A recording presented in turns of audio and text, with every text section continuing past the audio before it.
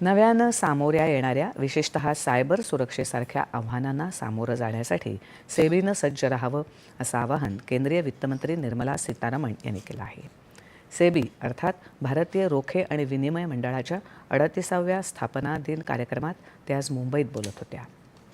महत्त्वाच्या depository clearing corporation किंवा मोठ्या ब्रोकरवर एखादा सायबर हल्ला झाला तरी राष्ट्रीय स्तरावर बाजार विस्कळीत होऊ शकतो, जनतेचा विश्वास डळमळीत होऊ शकतो. असा विश्वास पुनर्स्थापित करण्यासाठी अनेक वर्षांचा कालावधी लागू शकतो, असं त्या म्हणाल्या. कृत्रिम बुद्धिमत्ता प्रणीत साधनांमुळे सायबर हल्ले वेगवान आणि व्यापक होऊ लागल्याचं नमूद करत हे धोके विविध स्वरूपाचे असू शकतात. त्यामुळे केवळ सेबीच नाही तर सर्व नियामक संस्थांनी अतिशय सतर्क राहायला हवं, असं त्या म्हणाल्या. सेबीनं सायबर सुरक्षेसंदर्भात प्रशंसनीय काम केल्याचं त्या म्हणाल्या.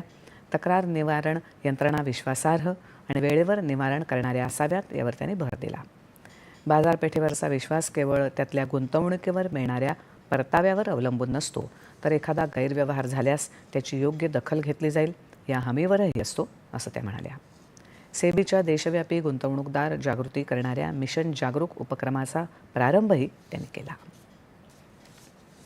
जनगणना